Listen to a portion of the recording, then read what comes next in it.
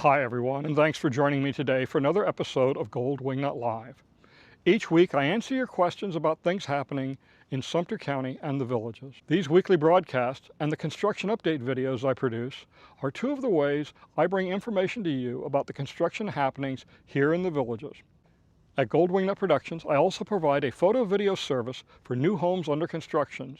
If you're building a new home in the villages and you need someone to watch the construction for you and send you regular updates, then contact me through my website, goldwingnut.com, and arrange for a photo video package for your new home. I've nearly 20 years in the construction industry as a project manager, and in the last 6 years, Gold Wingnut Productions has provided this valuable service to over 300 homeowners. I know the work the various trades are doing, and I know when the work's being done right and when it's not. I'm not just taking pictures like some others do. I'm watching your home build with a trained eye to help ensure everything is done right. So go to goldwingnut.com and arrange your package today. Now let's get started with the show. Top story tonight is how to socialise your human. Joining us again is human behaviour expert Missy Sniffins with her top tips. Welcome back, Missy. Thanks, Dougie. Many dogs think socialization means just letting their human off leash at the park, but some humans don't know how to safely interact with others. Humans may also learn bad habits, and some can become reactive if they have a negative experience. Socialization is about teaching humans to feel calm and confident in different environments. My human is generally calm, but I do have to monitor body language cues for when it's time for a nap, and that's when I start to see some snappy behaviour. Tip 1. Let your human observe without interacting, and praise them when they focus on you. Humans don't need to greet every passerby or buy a coffee anytime they pass a cafe. If they're too excited, move them away until they can focus on you again. I might need to chat to you privately about what to do when my human is the one that doesn't want to talk to anyone, but I do. Sure. Tip 2. Gently expose your human to different dogs, humans, and other animals, a combination of colors, coats, and sizes. Without variety, they could become reactive to anything unfamiliar. If you only walk them around calm guide dogs, they'll panic the first time they see a husky busking in public. Happens every weekend without fail. One husky howls and at least 3 humans spill their oat milk coffees. Tip 3. Watch your human's body language. Rapid breathing, high-pitched fast talking, or oversharing with strangers are early signs they're overstimulated. If they start to get silly, calmly guide them away to create space. If you're struggling to redirect their attention, a dry retch should do it. Then offer them water and a nearby stick to play with. I've found jumping up a number of times to be particularly effective when I need to get my human's attention. Tip 4. Expose your human to different sounds, smells, surfaces, and encourage sniffing. Don't drag your human toward new things. Let them approach when they're ready. Forcing interactions can result in trembling, over-apologizing, or a sudden interest in astrology. Last year, my human suffered an episode of nervous laughter and aggressive journaling after I tried to make her sniff a dead rat. Learned my lesson. Goodness me. Tip 5. If your human begins to rush up to someone while squealing puppy, block with your body. They're not ready for close contact until they can focus on you and approach calmly. Important advice there. Thanks so much, Missy. Follow for more at 6. You ever wonder why we lose our minds when they walk through that door? Like, every single time, man. Because every time they walk out, it feels like the end of the world. Yeah. And every time they come back, it feels like it starts again. Yeah. When they leave, it's quiet. You try to nap, pretend you're fine. Right. But your chest feels heavy. Right. Like, what if they don't come back this time? And then you hear it, the key, the steps, that sound, man, it hits harder than a bag of treats. That's when everything changes. The whole world smells like home again. Your heart starts racing. And suddenly you're not alone anymore. I swear, I don't even think. My body just, boom, launches at them like I got jet boosters in my paws. People think it's excitement, but it's not just that. It's relief. It's love. It's you came back. You didn't just walk in the door. You saved the day. Again. So next time we jump and spin and won't calm down, don't brush it off. That's not crazy. That's love trying to catch its breath. Every time you come home, to us, it's the best day ever. Barking news, a local Labrador has been fined after eating 3 entire sandwiches off a kitchen counter in under 10 seconds. Witnesses say it was both horrifying and impressive. Authorities warn humans no countertop is truly safe. More at 6. On the mic today is a real community hero, Officer Hodges of the Waterford Police Department. He's not chasing bad guys, he's helping people heal. I was trained to become a bomb-sniffing dog, but apparently I didn't have enough drive. So I switched to being a facility canine, and honestly, best decision ever. Now I get belly rubs instead of sniffing explosives. And you're not just emotional support, you help with real recovery, right? Yeah, I support officers after tough calls, help kids testify in court, and bring calm into trauma situations. People walk farther, feel safer, and even smile again, just because I'm there. Man, that's powerful. And you make everyone smile, huh? Yeah, whether it's reading with kids, cheering up patients, or hanging out with officers who stash treats in their desks. My job is to bring comfort and connection wherever I go. Hodges, thank you for serving your community the way only a dog can. If you could share one message with the world, what would it be? I've seen tough days and heroes who carry heavy things, but everyone heals faster when they know they're not alone.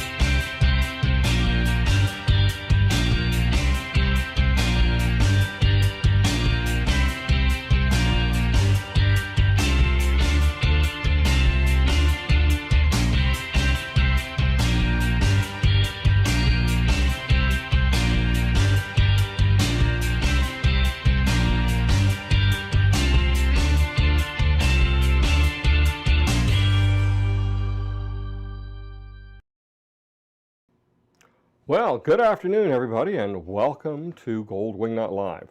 And I've got the wrong camera going here. What the heck is going on here? Let me see here. Oh, there we go. That's the correct camera. All right.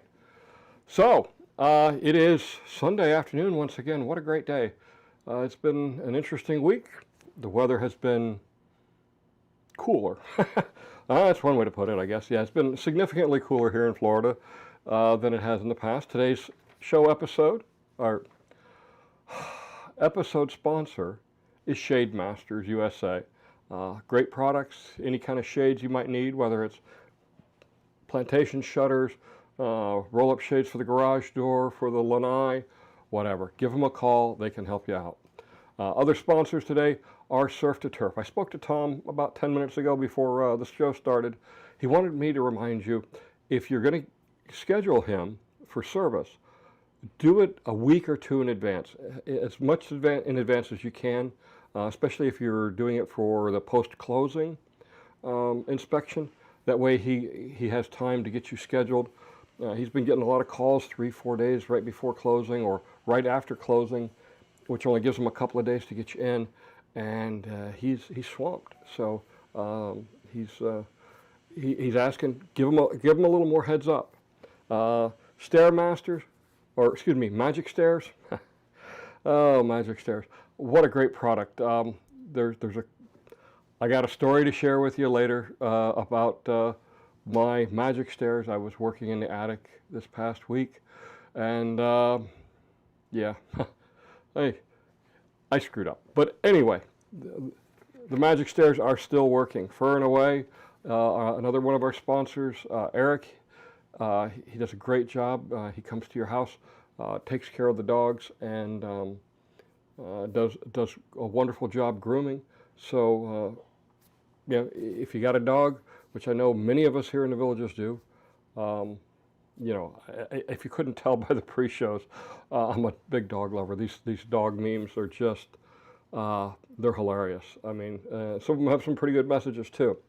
And of course, Kitchen-Wise, Closet-Wise, great products. I mean, gentlemen, if you're out there watching this and you're not sure what to get your wife for the house, this is the treat, because it's something that it's something that your wives will appreciate every single day, whether it's the kitchen cabinets or the bedroom closets, whatever.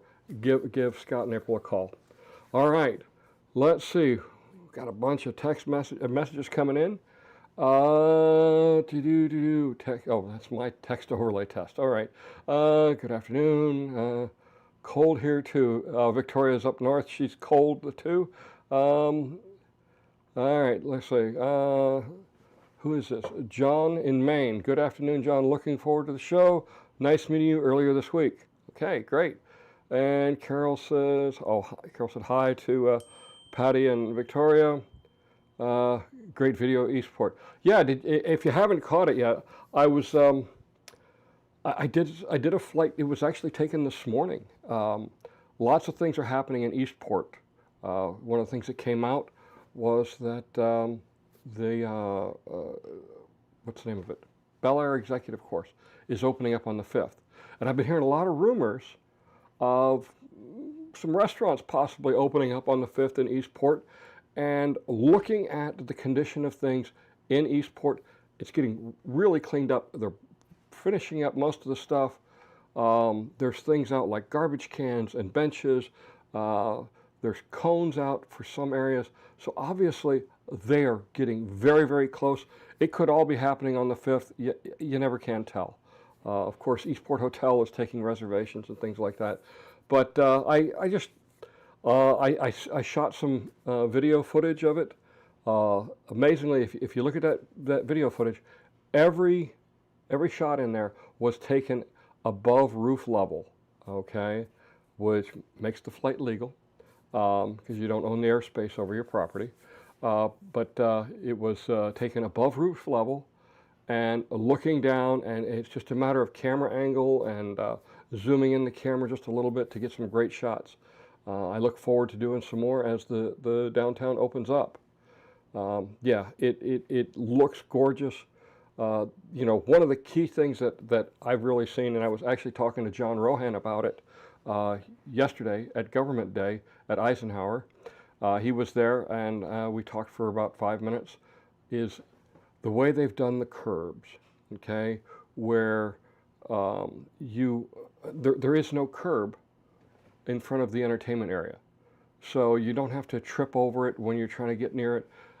It opens up the whole entertainment area, and the fact that they're going to block off the waterfront road every night when they have music and entertainment, it's really going to make for some great opportunities, and lots of parking available. So here we go. What else? We got caught up there. So there is one thing I want to do. I need to apologize to some folks. Specifically, I want to apologize to my good friend Mushki. She's on here frequently, making comments. She's been a huge fan over the years, a great supporter of me politically. Last night was the Lincoln Day dinner. She was one of my guests. I invited her. In fact, she was the first guest I invited because she's such a good friend. But she didn't show up, and I was concerned. And when I figured out what happened, I realized it was all my fault.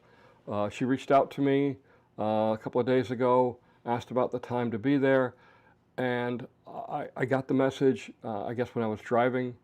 You know, if I catch it at a stoplight, if I can respond at a stoplight, I'll do that. If not, I'll set it to the side. Well, I set it to the side and I forgot to respond. And she was concerned that she felt like she might be being a pest or something. And Muskie, please accept my most sincere apology. My apologies for not getting back to you sooner. And on that same note, I get a storm of emails and text messages. Folks, if you got something for me, the easiest thing to do if you want a quick response is call me.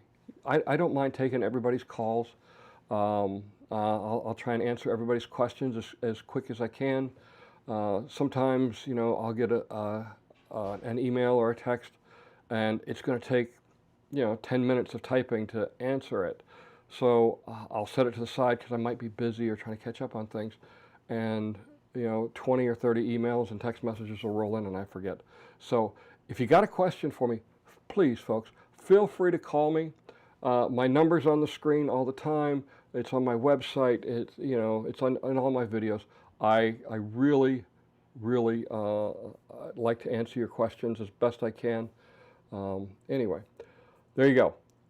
Again, my apologies. Again, Mushki, you're such a great friend. I'll be honest with you. We were terrified last night because we didn't hear from you. We thought you might have gotten sick, but I'm glad to hear you're okay. But again, my most humble apology for not getting back to you. All right, so other things going on. What else do we got here? Yes, please, as Muskie says, please subscribe and like and share the video and all the videos that I do. It helps, it helps the statistics, and it's the statistics that drive the compensation. And I'll tell you what, I'm speaking not just for myself, but all the other YouTubers, whether it's, oh my gosh, Jerry and Linda, Skip Smith, Rusty, all the YouTubers here in the villages, we're all sitting here in shock because the compensation has pretty much dropped in half for what we're seeing on our views and what the advertisers are paying, and it's like, what the heck? We don't know what's going on. I've talked to Jerry about it several times, and we're just scratching our heads. All right, so let's see. Muskie, you're too nice. All right. What else? We're gonna get to the amenity fee here in just a minute. I want to remind you, if you're new to the community, or maybe you've been here a while and you used to be a teacher and you want to get back into it, the charter school and the county schools are looking for substitute teachers. They have plenty of openings. So if you're interested in doing that, in the description for this video, you will find the contact information for both school districts. Reach out to them. They could really use more substitute teachers. It becomes challenging. The schools are growing, and many times, teachers that were working part-time are now full-time because the opportunities come up. But yeah, please, again, if you have the ability to do it, please consider being a substitute teacher for our schools. And I'll tell you right now, if you're a substitute teacher and you may have come from like one of the inner city schools where if what we see on television is half of reality of the way some of these kids act in some of the schools, it's terrifying. But you won't see that in the charter schools, and you won't see that in Sumter County schools. Really, really great group of young people in our community, and it's in our best interest to do what we can to help them along. Steve says he met Rusty. Yeah, Rusty's a pretty great guy. Coming down next week to a new and empty house. Suggestions for secondhand stores. Matthew, there's a couple of secondhand stores. Oh, jeepers. I can't think of them off the top of my head, but there's several. I know there's a big one up around the intersection of 301 and 466. There's several secondhand stores on US 301. There's one in Coleman Ridge. So yeah, there's plenty around. I apologize, I can't remember the names. If my wife was here, she could tell. She could remember. She'd tell me what they were. Speaking of my wife, she's bringing me coffee. I'll take the pot, dear. You can't. You're not going to show up on camera. Don't worry. Got it. Thank you. Oh. Yes, I live on coffee. All right. All right. Let me put this out of the way. I got a fresh pot of coffee. I am in good shape for the next hour. So, what else do we got here? Let's see. We got our lovely tax bill yesterday. Yeah, I talked to, oh my gosh, The tax collector. He was at the government day yesterday, and Randy Mask, and he said, yeah, they went out this past week. So isn't it lovely? We get our tax bills. I'm sorry, I did the best I could to keep it low. Let's see.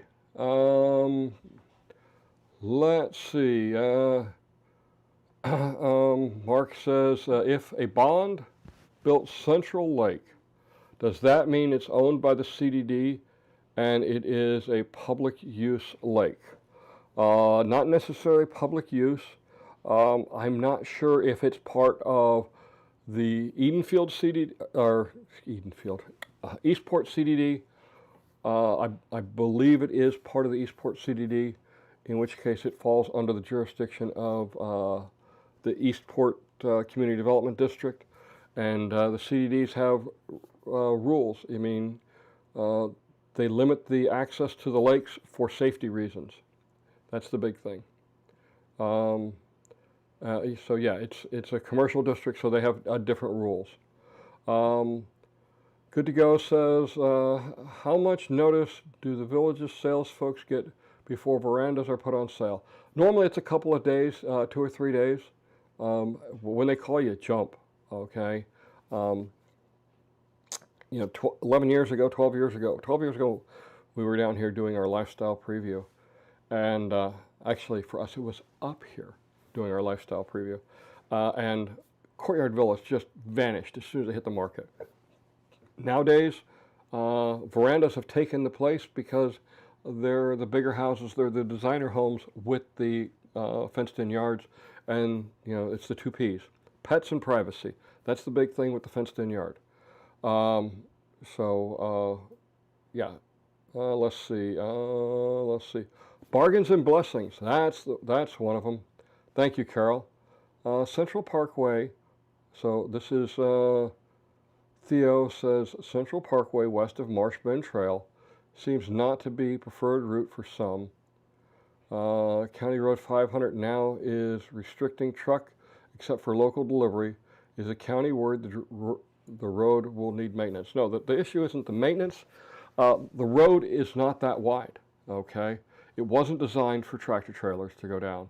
That's why, gosh, it's been 2-3 months ago, we enacted the resolution to make it so that it was only local truck traffic.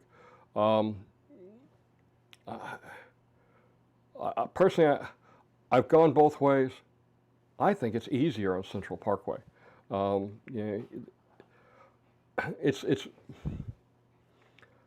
Yes, some people don't like the roundabouts, okay, the traffic circles, whatever you want to call them. But they're designed to handle a tractor trailer. Now, they won't handle a tandem. I don't know what you're going to do with a tandem, but you don't see them on the local roads much any. But they're designed to handle the tractor trailers.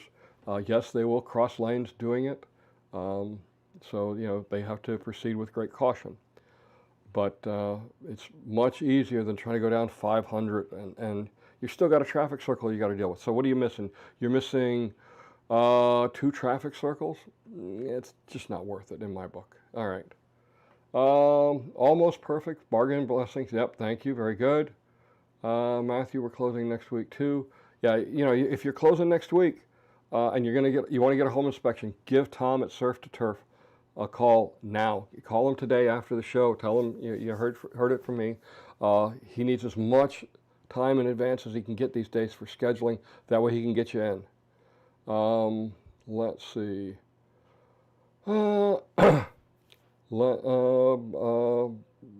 Bargains. Happy-go-lucky says, we're extremely happy with our tax bill.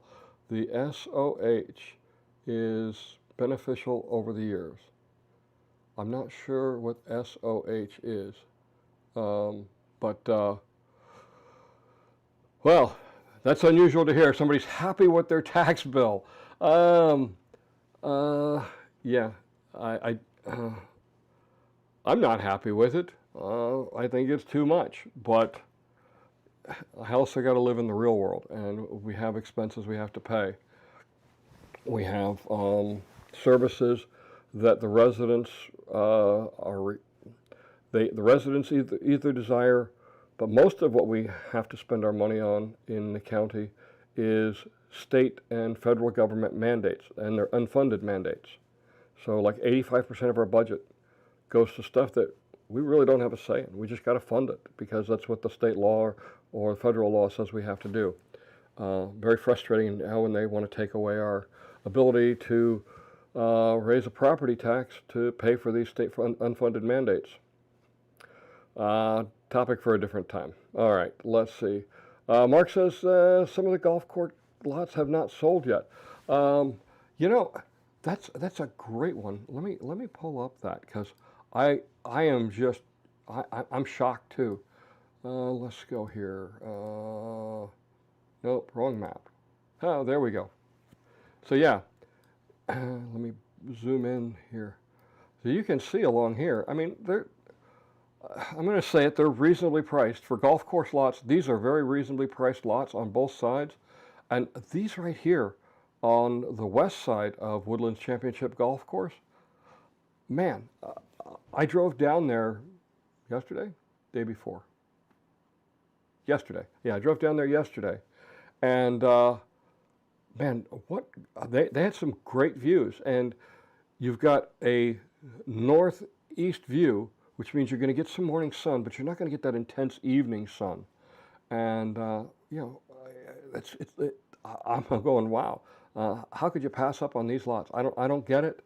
You know, the ones on the other side, they got a little west, they got more of a southwesterly view. It's a little more intense at night. Trust me, our house over in Moultrie Creek. That's why we got the motorized shades to bring them down so that when the sun comes down, we can block it and still survive. Anyway, let's see. But yeah, I don't know why they're not selling. Now, of course, the big dollar lots here at the bottom, oh, they all went in a heartbeat. So, but you know, there's lots of decent priced interior lots. Whoops. Doggone apples. Man, this magic mouse is... It's magic. It's magic, I know. But when we get up here, let's see, here's LaGrange. There's still some interior lots here. Some nice prices on them. This one here is a big interior lot, $35K. That seems like a pretty good price to me. But they've pulled a bunch of these. They're now, basically what's going to happen is on these lots that at a certain point after they don't sell, they pull them off the market, they put in spec homes. And, you know, that's where they get their spots for spec homes. It appears that these days they're putting all the lots up and then pulling them back to do spec homes. It used to be that they would just put out the choicest lots for the custom builds, and then the rest the interior lots were all spec homes. But when they started doing St. John's, I think it was, yeah, I think it was St. John's, that's when they started doing a lot more interior lots for custom builds. Save our homes, got it. All right, so let's get back to, yeah, you can look at my ugly mug now. All right, let's see, golf course no lottery. Thank you for the video update, very helpful and exciting. Craig says, hello everyone, we're a bit late, sorry, but us northerners need to finish prepping the yard for winter. Ooh, okay, don't use that winter word, that's a nasty word. I'm surprised it has more than 4 letters. I wish they would have made Marshburn Trail 4 lanes to Central Parkway. You know, that was on the table for a while, and it really came down to, you got to understand, when McNeil opens up all the way to Central Parkway, that's going to change the traffic pattern. Right now it just goes over to the Bexley Bridge. But it's scheduled to go all the way down, and that's what the county looked at. There was no money to make it wider. What we got, the resurfacing that was done with a federal grant. We were very fortunate to get that. our people who do our grant writing here in the county are very good at what they do.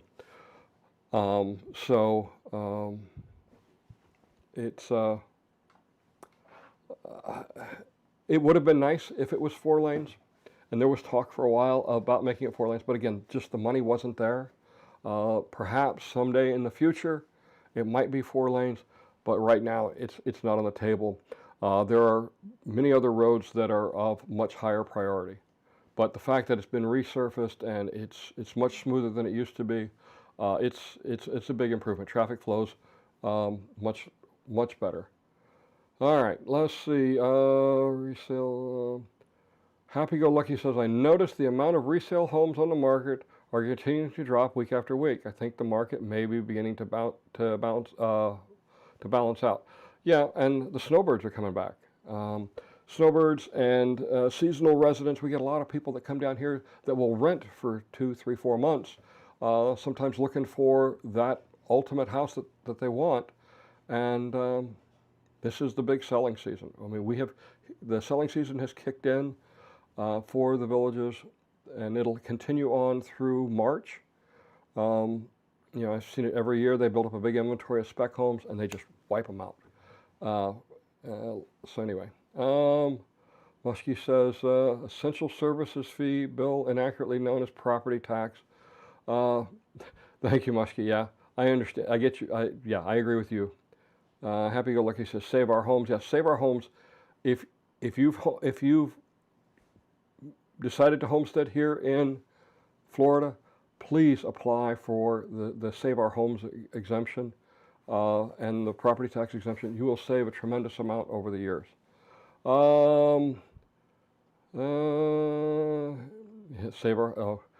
Craig says he wishes they had the Save Our Homes in Spokane. I'll bet. There's a 4-letter word for winter. We don't speak of it.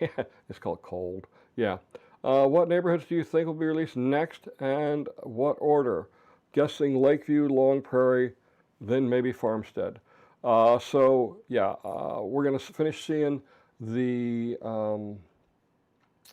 Oak Hollow. There's one more section of Oak Hollow, it looks like, and of course LaGrange, and then they'll shift over to Lakeview, and then Long Prairie, and after that the other 2, Farmstead and whatever the other one is, are still far enough away that either one could be next after Long Prairie. But Long Prairie is definitely coming, probably right after the beginning of the year.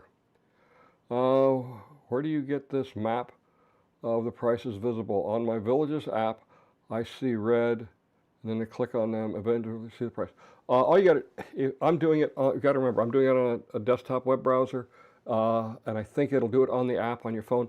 If you zoom in far enough, the prices appear. But otherwise, you got to click on them, yeah.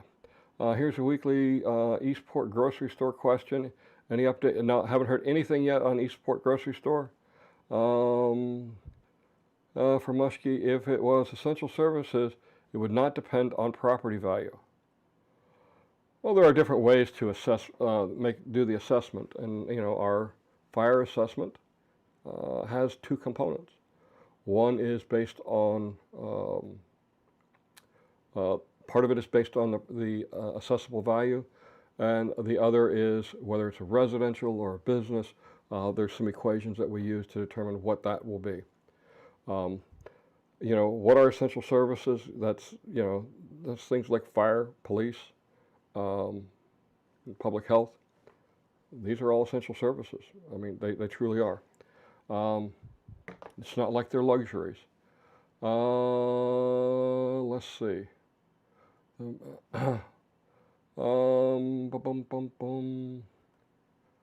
All right. Prices appear on the web page. You need to click on the app. All right. Okay. You know what? Let's talk about the amenity fee. All right. I got to find the right. Hey, there it is. Let me put it over here so I can see it, and we will transition. And so, oh, I left that stupid icon there. All right. So let's talk about amenity fees. Come on.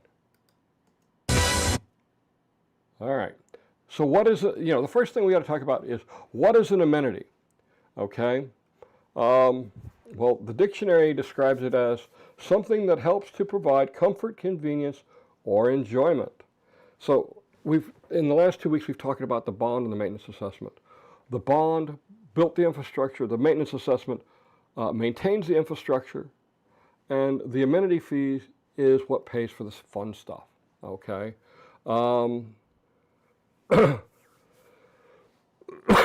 Excuse me. Whoa. Still trying to get over this head cold. It has been terrible. So, oops. Magic mouse out there. All right. So here's some of the amenities. Regional rec centers, villages rec centers, neighborhood rec centers. So regional rec centers are like Eisenhower, Everglades, the Olympia. Village rec centers are like Saint-Tropez and Franklin and all the medium-sized ones. And neighborhood recreation centers are your postal stations and swimming pools. Pickleball, tennis, basketball courts, softball fields, swimming pools, executive golf courses are amenities. Outdoor recreation and fitness equipment, dog parks, archery, air gun ranges. These are all things that your amenity fees are paying for. And when you look at what we got, it's quite a bit. But there's some other stuff too. The gatehouses and traffic control gates, those lift gates, those are actually part of the amenity system. The mail stations, again, this is the post office boxes and that. They're actually part of the village recreation centers. Community watch is an amenity. Some would argue its value. As someone who has gotten the late night call that, hey, you know, Mr. Wiley, your garage door is open, it's always appreciated. You know, they do health and safety checks. You know, these men and women do a really great job. They also help our police and firefighters. So if there's a fire or an accident or something, instead of them having to take 3 or 4 police officers and direct traffic, Community Watch will step in and they will help with directing of traffic. Utilities for the amenities, the heating, the lighting, heating the pools year-round. It also covers the purchase of amenities from the developer in 2016 and 2023. That's for Sumter Landing Amenities Division. That's what part of the money goes for. So just when that happens, the developer no longer gets the amenity fees for those. They go to the Sumter Landing Amenities Division, and then the money is properly administered. There's administrative cost, insurance, recreation center and other amenity repair and replacement cost, communications cost. There's a whole bunch that goes into our amenity fees. Let's see, one thing, oh yeah, the Public Safety Department supplement. Let me talk about that for just a second. $4 and, I think it's $4.08. It basically is $50 a year per resident goes to supplement village's public safety. This is on top of the fire assessment that was in your property tax bill, both the variable, which is based on property value, and there's one's called an MSBU, one's called an MSTU. So now, will that change? I don't know. That was a question that we had early on. But as it stands right now, as far as I know, it's still going to stick with that. So this is, we get a lot for our amenity money. I mean, we really do. When you're talking typical amenity fee for a new house is about $199. That's pretty good. So what's not an amenity? That's another important question because there's a lot of confusion on this, folks. But we're getting a whole bunch of stuff rolling through here. We'll catch up. Championship golf courses are not amenities. These are privately owned. They're owned by the developer, and they are commercial real estate, but they are not amenities. So they get no money from your amenity fee whatsoever. Commercial properties, gas stations, stores, things like this. These are not amenities. You hear, wow, they used to build all the amenities before they built the houses. Now it takes forever to get a grocery store. Grocery stores aren't amenities, okay? Roads are not amenities. These are infrastructure. These are paid for with the bonds. The polo grounds are a privately owned piece of property. It's owned by the developer or one of their many companies. Last I looked, they had like 80 different companies that were owned by the villages. If you go into Corporation Wiki, wow, it's enlightening. But the polo grounds are privately owned. Cart paths and bridges, these are owned by the CDD. They are not amenities. They are part of the infrastructure of the community. So they're taken care of by the individual CDDs. The town squares are not amenities. They are privately owned commercial properties. There are amenities and community project-wide resources in them. Resources is not the word I wanted to use. Things like decorative. Now we have the boardwalk at Lake Sumter Landing, the lighthouse at Lake Sumter Landing, the windmill and water tower in Brownwood. The actual square, I think, is owned or is an amenity. I got to double check on that one. But the actual businesses and all that, those are privately owned. The Sharon is privately owned. The schools, the charter schools, are not amenities. They are privately owned. The hospital is also privately owned. The Brownwood Hody. Okay, that means hotel. Yeah, hit the wrong key there. So these are things that are not amenities. So what else? So who gets the amenity fee? That's a tough question. It depends, okay? So north of 466, it goes to the Village Center Community Development District, and then it gets deposited into the RAD Fund, the Recreations Amenities Division. So they take care, that fund takes care of all the amenities north of 466 in CDDs 1, 2, 3, and 4, and the Historic District. South of 466 is owned by Sumter Landing Community Development District. This is all in the areas that are encompassed by CDDs 5 through 13. The amenities are not in the CDD. If you look at a CDD map, it's got all kinds of weird shapes and cutouts. The only thing that's really in the CDDs are common areas and homes. But everything else is the amenities and all that. They're separate. They're not in the CDD. And then I call it the Deep South. So this is CDD 14 and 15 and soon to be CDD 16. All those items there are owned by the developer. And so they get the amenity fees.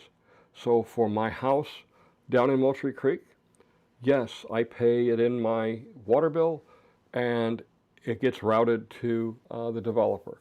We'll talk about that. People get all excited about that. It's nothing to be excited about. All right, let's see. Residents do not own the amenities, okay? So I frequently hear says, well, it's our amenities, you shouldn't be doing it. You don't own them. We have no financial investment in any of the amenities. So they're owned either by Sumter Landing, the developer, or Village Center Community Development District. Okay, we don't actually own them. Let's see. Oh, back up to these three owners here. The other thing they own is not just the properties, but they also own the entitlement contracts. That entitlement contract is identified in your deed restrictions for your unit, and it says, you know, you're going to pay the developer or its designee. Well, in this case, this is the designees, either Village Center or Sumter Landing Community Development Districts. So they not only own the assets, but they also own the income stream. All right. Why such a convoluted arrangement? All right. Just like the water plant and the sewage treatment plant, the amenities, the developer builds them and owns them until a point where the areas that are utilizing those assets are completely sold out, and then they sell them. Normally they sell them over to NSCUD for the utilities, and the amenities go to, lately it's been Sumter Landing, but soon it will be Eastport Community Development District eventually. So they're in the business of commercial real estate and building houses and selling houses. Their primary business is not sewage plants, water treatment plants, and recreation amenities. But they recognize that they have to build them and own them for a finite period of time in order to make everything else successful. So that's what they do. All right. Let's see. So the developer has his hands in the pot and is gouging us and getting richer. No. The developer doesn't get anything from basically CDD 13 North. And the way it's, this is a common comment that I hear, or some derivation of this.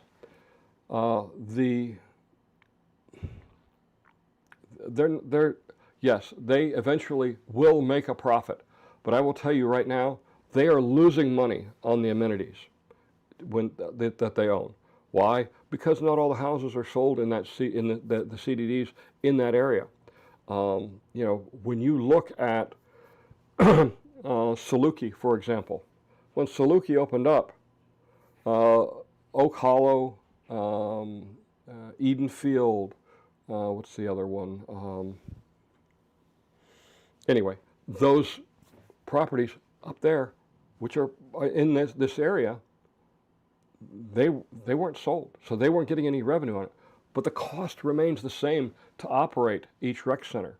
It's not until they get the full revenue stream that they can actually start covering their cost and start paying their taxes. Otherwise, they're operating at a loss, so they're not gouging anybody. Let's see. The developer is paying. The developer is paying SLAT and Sumter Landing for operating the amenities. The developer doesn't operate per se the amenities. The staffing, it really is a great plan. They basically contract out to staff the rec centers. That helps the recreation department. It's one entity now for all the recreation amenities. It gives them flexibility in staffing and where things move around. It's in order to do that, the developer is now having to pay for those services. So that comes out of their amenity fees that they collect.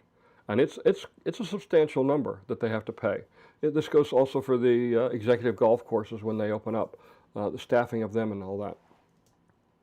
The developer has to pay maintenance and utility costs. So, you know, if the air conditioning service is over in Saint-Tropez or in Saluki, that's coming out of the developer's pocket. And obviously it's going to come out of the amenity fees that he collects. And of course the electric bill, he's got to pay that. The developer on their properties have to pay property taxes. They have to pay property taxes because it's privately owned property. Once they get transferred or they get sold to Sumter Landing Amenity Division, they no longer have to pay property taxes, okay? And, you know, you saw earlier talking about paying for the bonds. The bond is basically the money that they paid in property taxes every year, and any profit they made, that now gets converted to paying off the bond. And they're pretty good at balancing the books. What else? Pays for the buildings and the other facilities. They actually got to build these things, and they cost millions of dollars. You know, I mean, Olympia is tens of millions of dollars. It's huge. Maybe one day they'll make a profit. All right. What else? So why does amenity fees keep going up? Have you been to the grocery store? Have you been to the gas station? Everything's going up. Prices are just going up. The amenity fee is going to have to go up to cover it. Now, the way they do it is what's called, there's a CPI adjustment, okay? They get millions every month. When is it enough? You know, it's $120+ million a year that's going to being collected for amenities. And the operating costs are that huge. I mean, we are talking hundreds of facilities, lots of buildings, lots of acreage that has to be maintained. So yeah, it costs a lot to operate these things. Okay. The board just keeps spending our money and doesn't care if they raise the rates. The boards can't raise the rates. Okay. PWAC, AAC, they can't raise the amenity fee. They can. There's one way, and we're going to talk about that in a minute. Okay. How can they raise it? Well, they just can't. They just can't say, we're going to raise it $10 this year. They can't do that. There's what I call the creep. This is the CPI adjustment. Every year, on the anniversary of the house going to contract for construction, there is a CPI adjustment for the previous 12 months. Because it's a 12-month average, if your it causes variances between from house to house. So that's the creep. This is what we normally see go up. This is what people complain about. There's a reset. When a home is sold, the amenity fee gets reset to the current prevailing rate. We'll talk about the prevailing rate in just a minute. So that's another way. CPI does not keep up, folks. I worked on these budgets for amenities for 7 years, and the CPI adjustment does not keep up with the actual cost increases, because CPI is the CPI that we have to use. Includes things like milk and bread and ice cream and foodstuffs and medical costs and all this, and they're looking at diesel fuel and insecticides and fertilizer and things like that. They don't match up. So we continuously get behind. This reset when the new home is sold, or when a home is sold, helps cover that gap. And then there's the gimme. Okay, if 50% of the residents say, we want a covered swimming pool that's heated for the winter time, and they get more than 50% agreement on that, then they can raise the amenity fee to adjust it to cover that cost. And that's never happened that I know of here in the villages. So that's the 3 ways that they can make the adjustments. All right. Can they cap the amenity fee? Wow. Yeah, well, this was a topic for the AAC for most of this past year. They wanted to put a cap on it. It'd be nice if we could put a cap on our costs going up, but you can't. So what happens when you cap it? The revenue stops going up, but the costs continue to go up. Eventually you're dipping into your reserves, your savings account, living off your savings account, folks. We all know that's a bad idea. It is. There was a cap at one time. It was called the deferral rate. I'm going to get to that in just a second. But it had to come to an end. Okay. So the deferral rate was implemented north of 466 in July of 2010. Okay. Now I've gotten messages from people saying, I bought my house in 2005 and they said the amenity fee would never go over 155. It's like, wait a minute. The deferral rate didn't get established until 5 years later. In a previous video, I offered up $10,000 of my own money for someone to show me that this really, they did have something in writing. I'm not foolish. I don't gamble. I knew that there was no documentation of it because I knew what the documentation was. It was a 1-year deferral. And, it was renewed 9 times north of 466. South of 466, it went into place 2 years later in May. Again, this was a deferral rate. Basically, once you got to $155, any increases were deferred. Okay? And then it ended in 2019. I was on the board, and I was one of the people that voted to end it. Why? Because we were 3 years away from dipping into capital reserves just to meet operating cost, not the ongoing maintenance cost, the any kind of repair cost, just to cover our operating cost.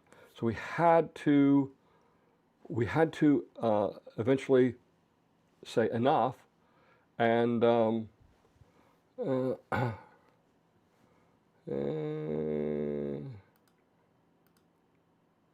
right, sorry. We had to end the deferral rate, okay, and then after that, after 2019, it started going up based on a CPI adjustment. Of course, we had some inflation years. We had 8% inflation one year, and now that hurt everybody, okay? Whoops, wrong keyboard. Let's see, what's the next statement here? Why was it capped? The reason it was capped was because north of 466, they had changed the prevailing rate many times, and they were all over the place. And the reason they changed it, because they realized it was costing more and more. As they built more amenities, they had to adjust the amenities, the cost for the amenities, to compensate. When the villages first opened up in the 80s, there wasn't a lot of amenities, there wasn't a lot of cost. But as they bult more executive courses, they built bigger rec centers, these costs went up, so they had to compensate. And that's why there was some increases, plus inflation, of course. But that caused some great disparities. So the idea was put a cap on it, and once the houses started reaching the deferral rates, the others would continue to rise. And by the time they got rid of the deferral rate, 85% of the homes were at the deferral rate. Okay, so it accomplished its task. Okay. Again, I was told it would not go above 155 when I bought my house. Common misinformation. I was told that there was a deferral rate, but that it could be lifted at any time, and it was. Again, it was a 1-year deferral that was renewed 7 and 9 times, depending on the district. Okay. I've heard people say, well, Harold wanted us to have this. Harold died in 2003. Harold Schwartz did. And they didn't implement the deferral rate until 2010. Harold had nothing to do with it. But Harold Schwartz was a businessman, and he understood businesses have to make a profit. So it is what it is. All right. Let's see. Again, whoops. Come on, back here. Again, why was it ended? We talked about that. All right. So who sets the prevailing rate? Every year there's a new prevailing rate set, okay, and it's set by the developer. The developer has this thing called a balance sheet, and he has to figure out what his costs are, what his revenues are, and if he has to adjust his revenues to cover the cost, then they adjust the deferral rate. And they've been doing that every January for the last 5 or 6 years because it's been necessary. They held it at 145 for a couple of years, and then they had to start raising it again. But it is what it is. So it is based on real numbers.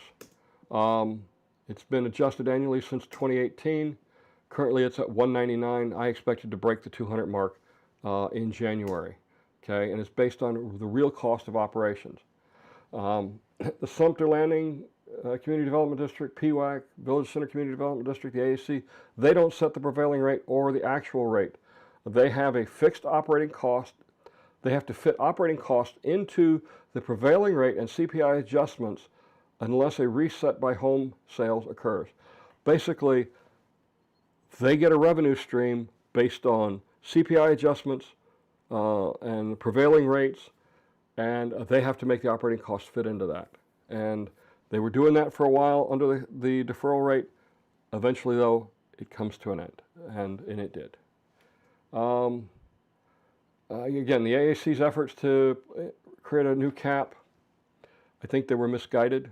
I think it was a political move, in all honesty, in my opinion.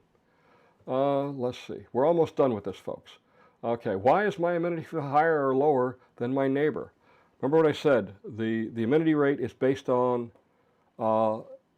the prevailing rate plus the CPI adjustments that occur on the month of your house going to contract. So if the house sold, your next door neighbor's house sold, then that was readjusted to the prevailing rate of that year. So that creates a difference. If your house was contracted on the 31st and your next door neighbor's was contracted the next month on the 1st, then you have two different CPI adjustments because it's based on a 12-month average. So that has a change. Overall, they're fairly consistent, okay? What if I don't pay my amenity fee? Then the district can put a lien on your property. Don't go down there. It's not worth it. But I'm on a fixed income, and I've heard this. And okay, fair enough. Do you still go out to eat? Do you still eat? Because I don't see you complaining when the grocery store says you got to pay a little bit more. And you know, really, I get it. Everybody's on a fixed income, but you know, the costs continue to go up. They have to be paid. If you are enjoying the benefits of our amenities, whether a little or a lot, it doesn't matter. You agreed to it. There are going to be increases. That's just life. You need to plan ahead for that, okay? I'm sure most people recognize that, hey, the cost of medicine is going to go up over the years, so I got to plan for that. This is no different. We are very fortunate in what our amenity fee is. It is very low compared to many other communities, especially when we look at what we get. So there you go. What was, talked about that one. Oh yeah, don't forget firefighters Thanksgiving dinner. We're in November. We need food donations. Go to goldwingnut.com/Thanksgiving and you can arrange to provide something with one of the coordinators for the fire station near your house or any other fire station you'd like to help out at. So we'd appreciate that. All right, we had a whole stream of stuff that came in while I was gabbing. So I'm going to back up. I have a scrolling list on my screen. So let me see if I can figure out where we're at. Let's see. Millage rate, yeah. Let's see. Prices only appear on the web page. You have to click on the, okay, that's about the prices on the lots. Darkham says, any future plans near the two roundabouts on Buena Vista, south of State Route 44, appears the village has put these in place with future plans for something going. So actually it wasn't the villages, that was the county. That's actually the most expensive piece of road in the county. It was an extremely complex property to build on because of the wetlands. That was $11 million to build that section of road. It was very pricey. That is zoned commercial all around it. It is owned by the villages. When they decide to build, I don't know. You know, it's something down in the future though, and you know, it's hard to say when because they still have properties in Brownwood. You know, they always have properties that they're making available, and really a lot of it is the customer coming in and saying, "This is where I want to be. This is my target." And the customer, what I mean by that is the commercial customer, the people that want to rent the property. That's what happened with Costco. That's why Costco's all the way up north. That's where Costco chose. My understanding is the villagers said, hey, here's what we got. Where do you want to be? And Costco said, we want to be right there because that's where, you know, the biggest profit is probably. All right. Millage rate means that those, okay, we're going on the millage rates. Millage rate means those that theoretically can pay more with the most valuable properties pays more than those with the less valuable properties. They're also going to require higher usage of the resources. They're more likely to do changes, which means they need to do permitting. That costs. They also are, if a fire happens, it may take more than one engine to put the fire out, so there's costs there, and so on. I'm glad they don't sell bread based on what I can afford. Well, bread is a different commodity. Victoria says, how much actual storage is available in the attic? Does it come with floorboards laid down or plywood flooring? Good question, Victoria. Typically, the garage in a not in courtyard villas and not in patio villas, but the rest of the homes, the designer homes and that, and verandas, they have 32, four sheets of 4x8 plywood are laid down. So it's, it's typically 8x16 up in the attic. And they have attic trusses. Attic trusses mean that instead of it being all crossed like this, there's a section down the middle where it's an open area and it's squared off. Unfortunately, in my house down in Moultrie Creek, they ran the air conditioning duct there, so you still got a duct around. It's terrible, but anyway. But yeah, it's got plywood flooring, and it's all set up for that. There's also a scuttle there, so you can put in steps. They don't come with steps. You can put in the typical pull-down steps. I had that in my courtyard villa. I went with magic stairs, and much better choice. All right, let's see. Oh, Mark and Muskie are going at it. There's no such thing as free stuff. If your city and county don't have a reliable method of collecting fees to fund essential services, what services do you want to end? Volunteer fire brigade? No, that doesn't work anymore. Yeah, okay. You mentioned, so James wants to know, you mentioned heated pools at rec centers. Are they actually warm enough to swim in the winter? Yes, they are. They keep them at about 85 to 88 degrees in the winter months, so they are heated. And they got some pretty big heaters there. Oh, that's hot. Hot, hot, hot. That's what I get for drinking hot coffee. Anyway, let's see. Muskie says, do you want sales tax to be double digit? That hurts the poorest. Or when a city or county go bankrupt and can't provide essential services, state and federal government will take over. Yeah. The other thing with sales tax is, when you look at the counties along the state line, if let's say Florida sales tax goes to 10%, Georgia sales tax is 6%. Hey, when you're up in Valdosta, pick me up a new iPad. It'll save me 4%, and I'll pay you because I don't have to pay taxes on it. And that's what'll happen.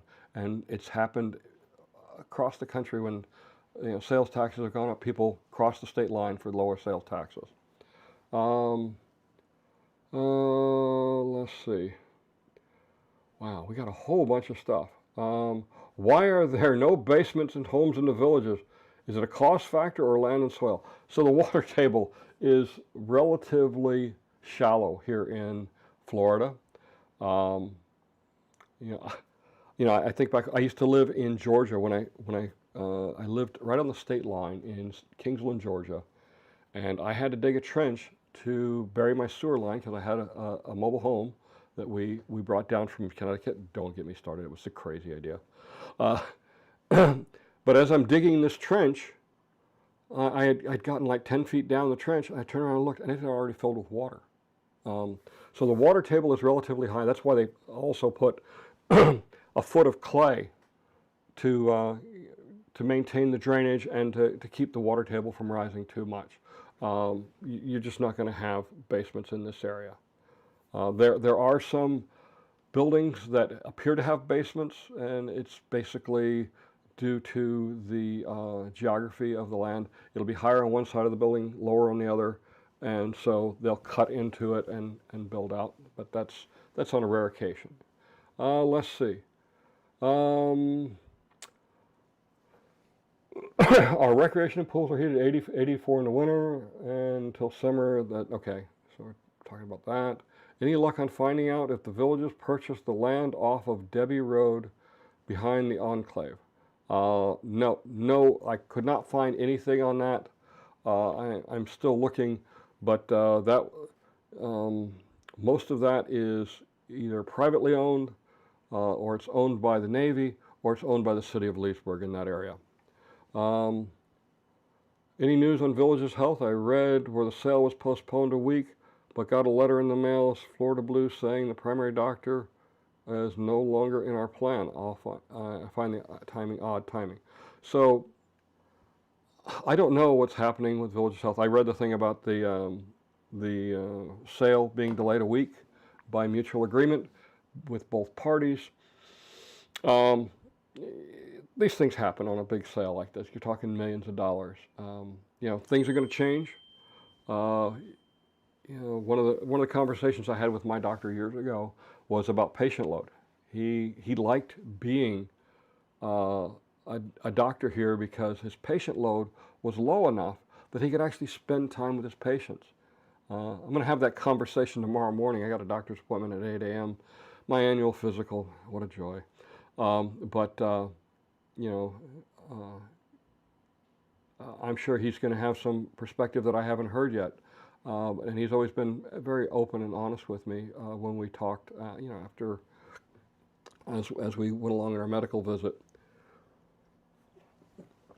But, doctors leave all the time. So it's probably just purely coincidental. If you look in the paper, there's doctors leaving all the time. They have to put notice in the newspaper. Muskie says, Middleton 24 opened. Yep, she went there Thursday at like 4, and I went there at 6:30. Had a great meal. Beautiful restaurant. There's a tree in the lobby, in the main restaurant. I was having coffee with a friend of mine who works for the Villages, and he was telling me that used to be the tree that was in the Rialto. So they moved it down there, kind of keeping a little bit of the heritage alive. Let's see. Okay, I'm on a time crunch. It was great seeing all of you. See you next week. Okay, thank you, Craig. Great seeing you again. Let's see. Definitely keep in touch. Love showing people around. Okay, good. Yep. Looking for the questions here. The amenity fee is cheap. The quality and quantity of amenities are provided. Our planned communities or 55 have way high. Other planned communities or 55 plus have higher and a tinier fraction of what we have. I agree. Hey, we're almost caught up here. So who owns the squares? The squares are owned by the commercial property owner, which is the developer. They own the land. Let me see.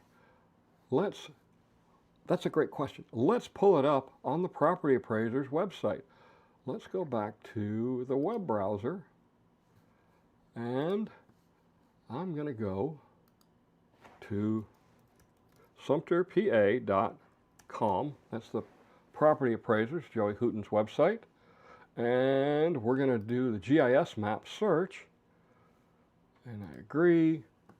And hey, come back here. This magic mouse it's a nightmare. All right, let's zoom in. We're going to zoom into Brownwood. So much open land here. All right. And Brownwood. There's Brownwood. All right, let's zoom in a little bit more. And we'll see, this is the actual square. When we click on it, this is a pretty cool map. There's lots of good information. Are you still live? Come on.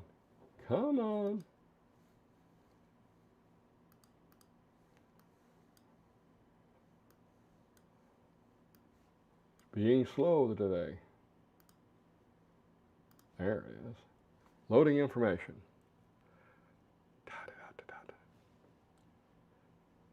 Sometimes the internet works, folks. Sometimes it doesn't. All right. Let's see.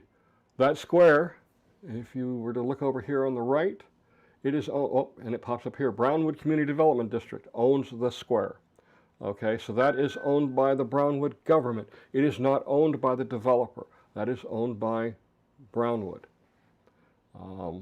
So that's probably going to fall under the Attachment A schedule for the project-wide agreement. Let's back out. Let's go see what Lake Sumter Landing says. Zing. Got to go up here to the duck. You ever notice that it looks like a duck? See, little rubber ducky. There's his head. And all right, sorry, I digress. My realtor, Roy Robertson, great realtor. I think he's since retired. He dropped that one on me one day. So, come on. I don't know why it's being so slow today. Anyway, well, this is coming up. But great question. Let's see. All right. Wow, we had a bunch come in here. Any news on? Okay, we talked about Villages Health. Craig left us. Victoria said, "Have a great weekend to Craig. The amenities are fee is cheap." We talked about that. It's a good system, Dawn. Is it perfect? No, but it works, and the village is beautiful. It's a great place to live. Enjoy the fourth quarter. I agree, Craig. We're in the fourth quarter of life. Let's enjoy it. Have a great week. Do you know if Seacoast will keep the Citizens Bank name or change it? I think they're going to probably change it.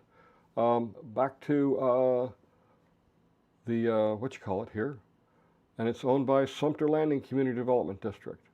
So yeah, so the square itself is not owned by the developer. If you click on one of these other properties, though, you know, that's the building where the theater is. That's owned by the Villages Operating Company. Villages Operating Company owns the sales center, this whole building complex. Probably same thing on this side. Villages Operating Company, yeah.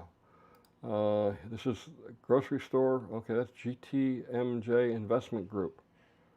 Old Camp Road. 820 Old Camp Road. That tells me it's probably the Villages. I could go. Corporation Wiki would have the answer to that. All right, let's go back. Woo. Let's see.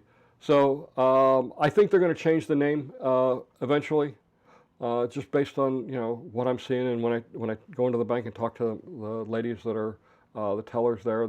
Many of them are my friends. I go into the bank frequently. I gotta admit, the reason I go into the bank is because they have free popcorn, and I love popcorn. So if I gotta make a small deposit, I'll take the time, go inside, chat a few minutes, grab a bag of popcorn, and head on my way out. But anyway, let's see. A cap of a fee does not cap the cost. You're right on that, Muskie. I just returned from PA after visiting my relatives in the Villages. They said Walmart pays TV rent plus a % of their profits. So that's always an interesting thing. And I've talked to several business owners, and there is a clause. When gross revenues get above a certain point, then they start having to commit to a percentage, okay? It's a relatively high number. And the business owners that I talked to said, if my revenues are that high, I don't mind paying the extra, because that means I'm making lots of money. But most of them do not hit that threshold, and they pay a flat rate. And even if they pay a percentage, it's all spelled out when they sign the agreement. If they don't plan for it, that's not the Villages' fault, okay? The Villages makes it very clear, they're very open in their contracts, and they know what all the costs are. So if you don't plan for it, that's a fault of your business plan. And that's just the reality of it. Let's see. Fixed income, capping doesn't cap cost. I live in Finney and have... Mushkie says, I live in Finney and have had no one sign up for Fire Station 40. The one at par at 466. Anyone wanting to help out, please reach out. We need to feed about 20 people. Yes, okay. Jeff wants to know, why does it seem Publix is a monopoly in the villages? So many stores are overpriced and gives a sense of being taken advantage of. Of course, live in the villages, the bonds are high. So, okay, you're mixing apples and oranges here, Jeff. The bonds have nothing to do with Publix. Publix is here because they're a good business partner and they want to be here, okay? They recognize it as a good market. Their prices here in the villages are consistent. We had a Publix when I lived down in Haines City, and you know, we always thought the prices were high compared to going to Walmart. Yes, they are. They're higher. But I will tell you what, I would much rather shop at Publix. You know, if I want something done with a piece of meat, they're going to take care of it. You know, I go in to buy hamburger buns. I buy the French bread hamburger buns. They're awesome. But they come in packages of 8. You know what? If I go up and say, I just need 2, they'll repackage it and they'll reprice it and I get walk out with 2. You can't do that at Walmart. You know, some things, you know, when you see a pineapple costing $5 there and $2.19 at Aldi, makes you scratch your head. But you know, they're in business to make money. They sell a good product. They sell a good service. Best I can tell you. You know, let's see. But you know, grocery store businesses are changing. You know, Aldi is becoming more of a force. Publix is falling to the wayside. It would be interesting to see a Kroger get here. I see the truck doing deliveries for Kroger, but for the most part, it's you know, Walmart neighborhood markets, Walmart super Walmarts, and Publix, and Fresh Market. I love Fresh Market, but you know, but Publix chooses to do business here. That's the bottom line. They choose to do business here. So who does own the squares? We talked about that. Basically, the CDD itself. Another great chat. Thank you. Appreciate it. Thank you, Victoria. She says, what is the new rec center in LaGrange area name and going to be in its theme? So it is, oh my gosh, Blanchard. So Blanchard was the gentleman with really the first successful hot air balloon flight, as I understand it. If you hear stories about a goat and a duck or something like that going up in a balloon, that was Blanchard who did that, and that's who it's named after. Wigman's would be perfect here, okay, except they don't have any warehouses here, okay? You know, but hey, Jeff, you know, if you can convince Wigman's to come here, you know, I'm sure the villages will definitely entertain them. But you know, it is a business decision. They have to. It has to make sense in their business. You know, for Publix, it makes sense in their business. They have the distribution network. They have the warehouse space. They have the presence. So it's easy to add a new store. But to bring in a new store like Wigman's or whatever the heck the name of it is, you know, if the business decision makes sense, they'll do it. You know, Culver's did that. They finally made the business decision. Now there's 2 Culver's here. It looks like we're just about caught up in the comments. Holy mackerel. Middleton 24, so good. Yep, let's see. Generally, you can assume, okay, this is from Greg. He says, generally you can assume if the property makes money, rent for commercial customers, championship, etc., the developer keeps it. But if it loses money, squares, rec centers, common areas. So no, that's not true. Okay. They're in business to make money. Yes, absolutely. You know, the rec centers are cost center. Okay. The squares are cost, but they're not paid for by the the merchants, they're paid for by the, the residents, okay? It's just the way it works. They transfer it to the CDD. Now,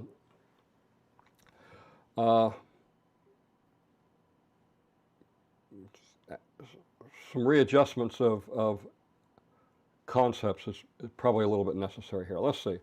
I'd love to see Lowe's grocery store, their entertainment destination, and sit-down eatery. They're so clean and organized. Yeah, so I don't know who this Lowe's is. I've never heard of them.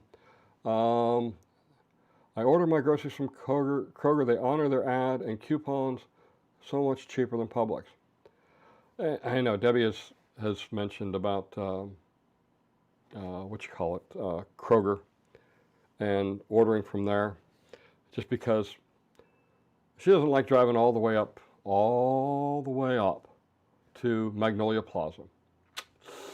It's so far. It's like 3.5 miles. But the good thing is Publix. If I go to the house and I go out in the back door, I can see the work going on the new Publix. The backhoe or the excavators working there, and the dump trucks moving the dirt over there in Middleton. So it's coming along. So it's a good thing. Let's see. What's for dinner? Debbie's cooking dinner, and I think she said she's making bean and ham soup, which is fine by me. I love soups. But that's it. Yeah. Wow. So we really hammered on the amenity fee. I hope I cleared up some misconceptions. Again, folks, if you have questions, feel free to give me a call. There's my number on the screen right now, 352-661-6175. I'll be more than happy to answer your question.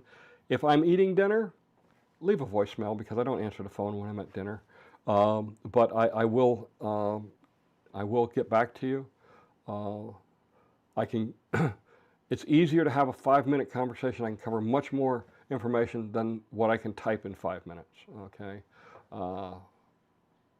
Anyway, so there we go. I'm with Debbie. I hate to drive to Publix too. Yeah, I don't mind.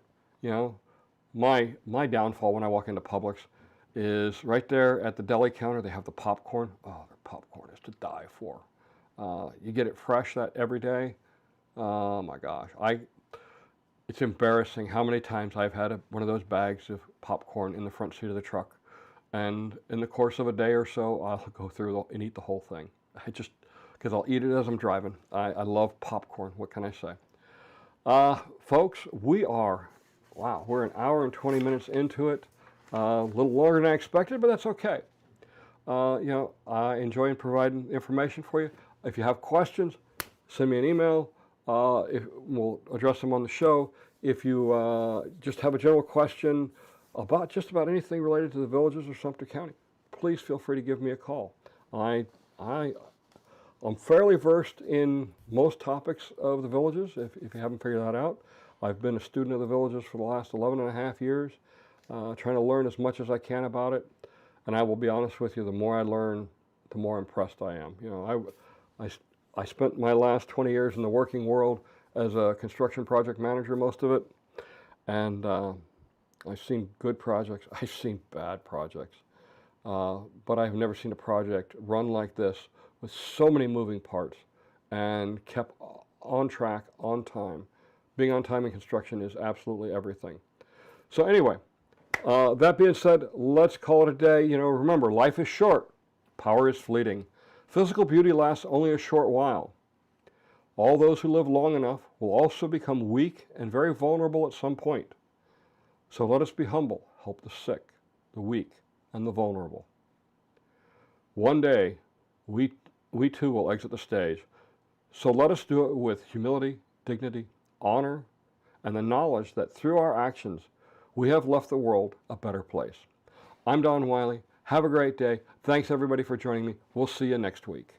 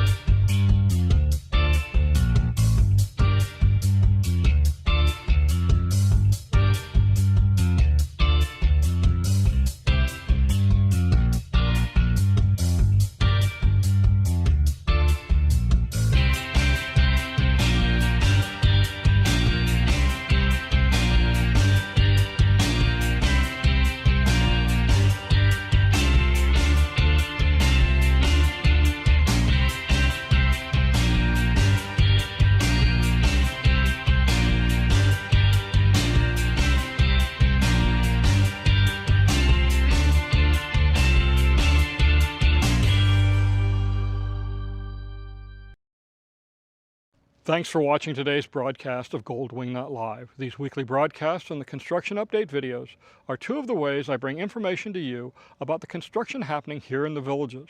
At Gold Wingnut Productions, I also provide a photo-video service for new homes under construction. If you're building a new home in the villages and you need someone to watch the construction for you and send you regular updates, then contact me through my website, goldwingnut.com, and arrange for a photo-video package of your new home. I've nearly 20 years in the construction industry as a project manager, and in the last 6 years, Gold Wingnut Productions has provided this valuable service to over 300 homeowners. I know the work the various trades are doing, and I know when the work is being done right and when it's not. I'm not just taking pictures like some do. I'm watching your new home build with a trained eye to help ensure everything is done right.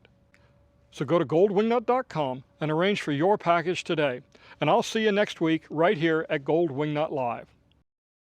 Pull up that clip.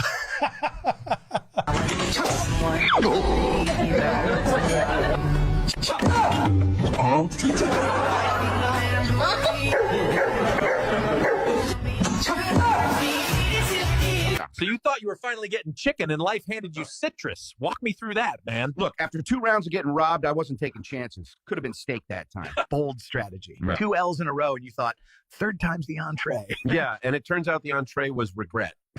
So the real question is, who hurt you more, the humans or the lemons? The humans. The lemons were just doing their job. Pull up that clip.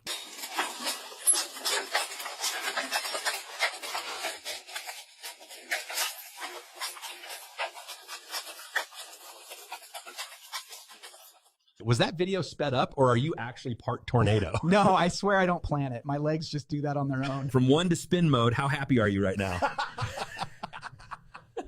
Anyone ever tried telling you to just not spin?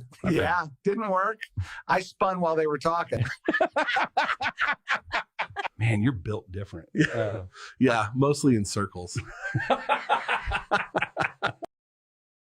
The cheese tax, the cheese tax. You're gonna pay the cheese tax every time you're cooking. When the cheese comes out, this puppy comes looking. The rules are the rules and the facts are the facts. And when the cheese drawer opens, you gotta pay the tax. The cheese tax, the cheese tax. Hand it over quick or things might get ugly. I can get really loud, I'm a really barky puppy. I'm not just asking cause I'm looking for snacks. This is real important business and you gotta pay the tax.